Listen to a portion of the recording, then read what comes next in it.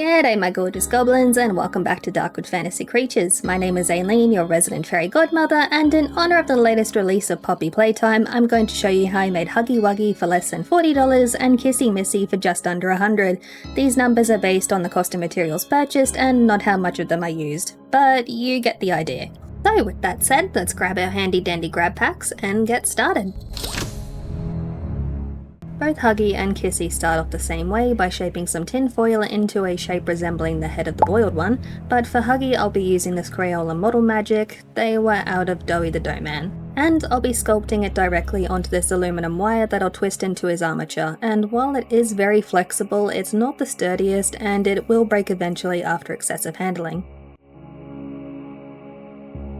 And of course for Kissy I'll be using my standard cosplay sculpt.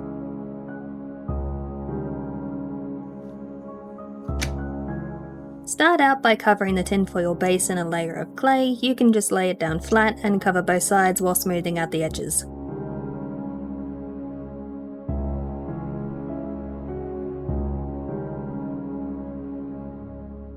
For Huggy I sculpted directly onto the armature, but for Kissy I made a little neck peg and sculpted a hole big enough for the armature to fit.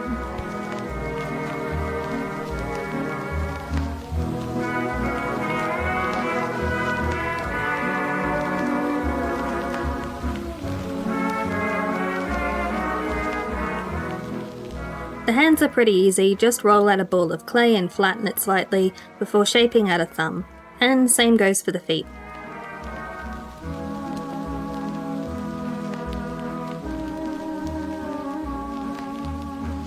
Then using a needle tool I etched out where the grooves for the fingers will sit and I poked 2 holes between each one.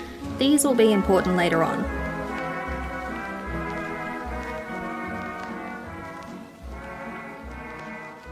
For the hands, put holes at the end where they'll connect to the arms, and for the feet, put holes at the top. And again for Huggy, I just sculpted directly into the clay.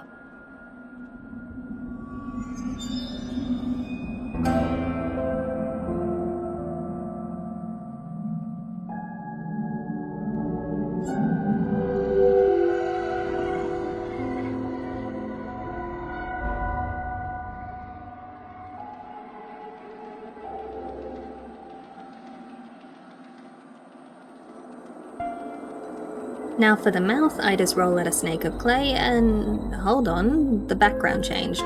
Well, surprise, this is actually my second attempt at making this video. Yes, this was one of the lost projects, but I still had some footage left, so I figured I'd squeeze it in. Anyway, just connect both ends of the snake together and smush it into a smile.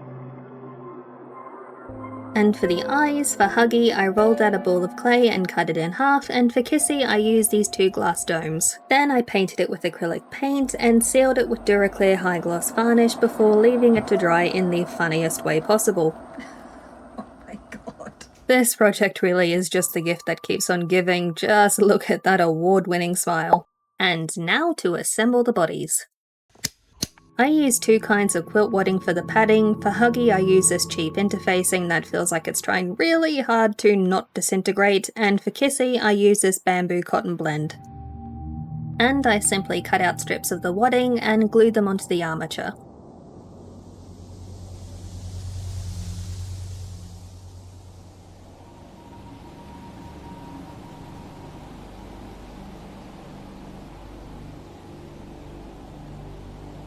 Now let's cover them up, starting with the mittens.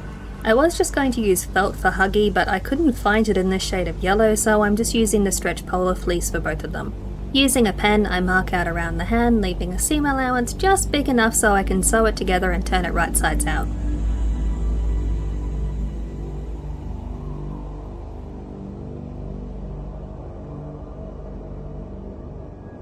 Then I cut them out, and once I have 2 per extremity, I sew them together right sides facing.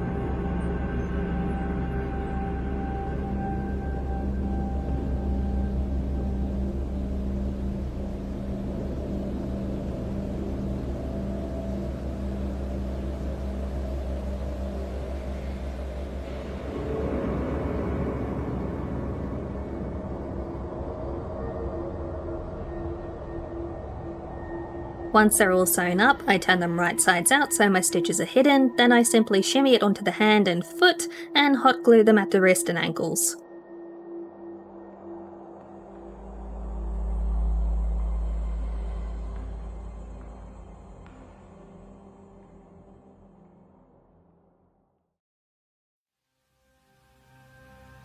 And remember those grooves we sculpted earlier? Well, now we can use thread to define them. I'd recommend using embroidery floss for this, but I didn't have any on hand in the shade that I wanted, so I'm just doubling up this regular cotton thread. Once we've tied a big enough anchor so it won't slip through, drag your needle down the groove to find the lowest hole, and then simply stab it through and loop it around multiple times through the other holes. This is how teddy bear makers define paws as well.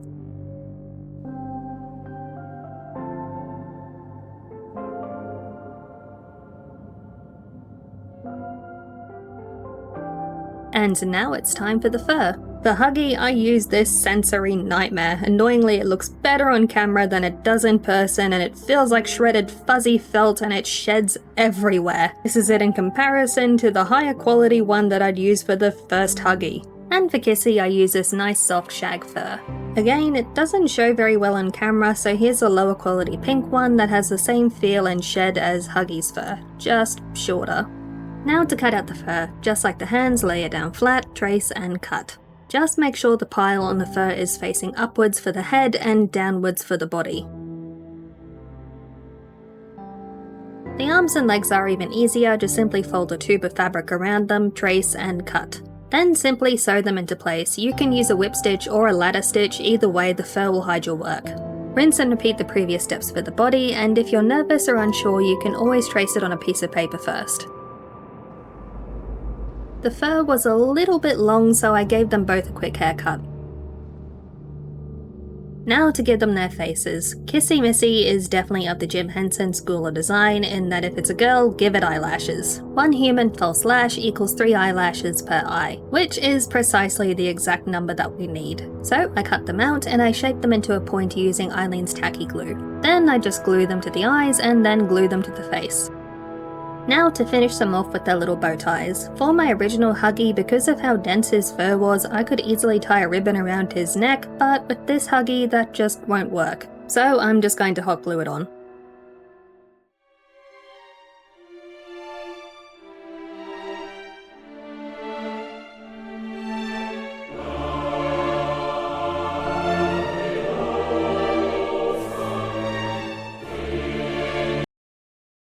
Anyway, just glue it into place right on the neck.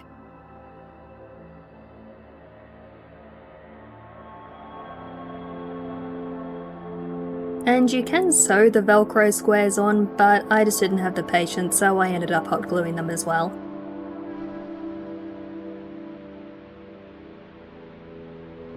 But with that said,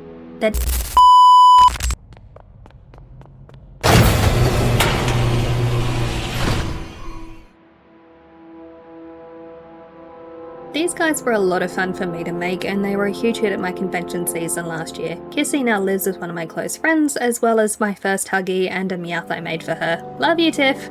But let me know if you'd like to see me make other characters from the franchise. I really love Yarnaby. Catbee as well really looks like something I would make. Anyway, thank you guys so much for watching. I'll see you guys next time. Like, comment and subscribe.